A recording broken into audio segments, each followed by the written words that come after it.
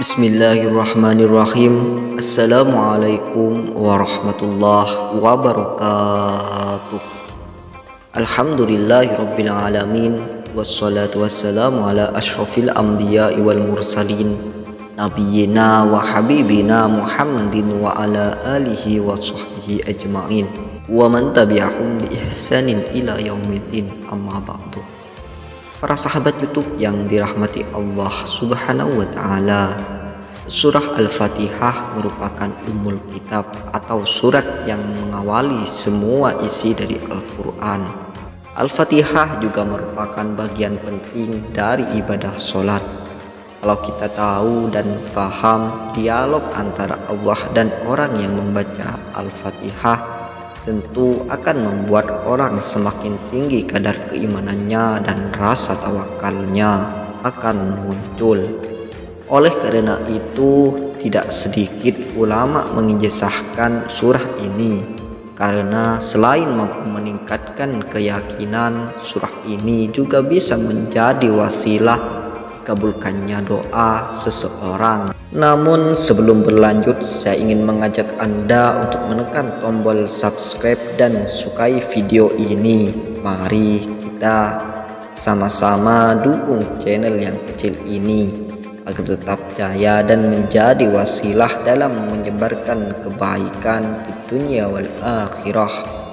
Dan bagi Anda yang sudah subscribe dan menonton video ini, saya berharap dalam pertemuan ini bisa menambah kekokohan iman kita kepada Allah Subhanahu wa taala, dan kita semua diberikan rezeki dan kebahagiaan dunia wal akhirah. Amin ya rabbal alamin.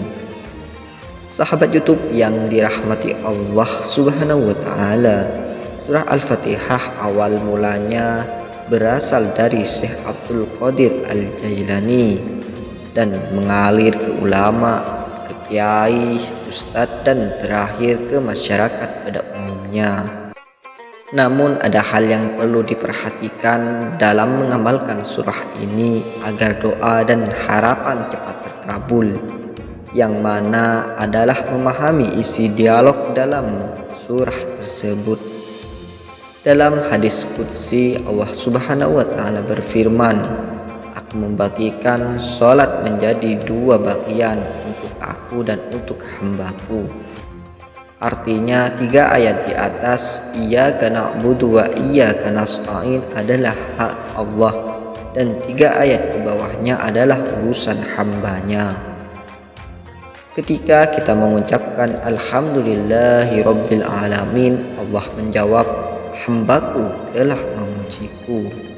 Ketika kita mengucapkan ar-Rahman ar-Rahim, Allah menjawab, hambaku telah mengagungkanku.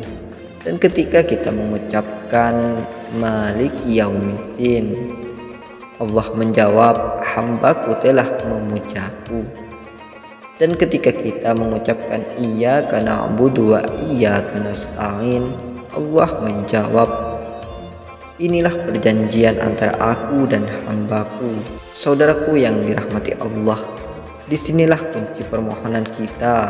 Karena ini Allah memberikan kita kesempatan untuk meminta, dan Allah Subhanahu wa taala akan menjawab ataupun mengabulkannya.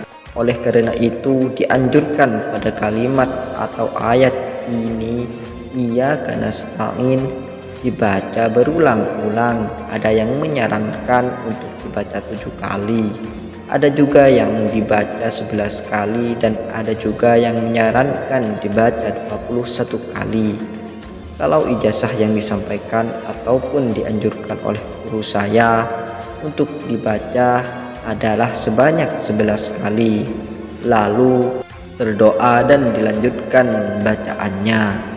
Ketika kita mengucapkan ihdinas siratal mustaqim siratal ladzina an'amta 'alaihim ghairil maghdubi 'alaihim waladdallin, Allah menjawab, inilah perjanjian antara aku dan hambaku, akan kupenuhi yang ia inginkan.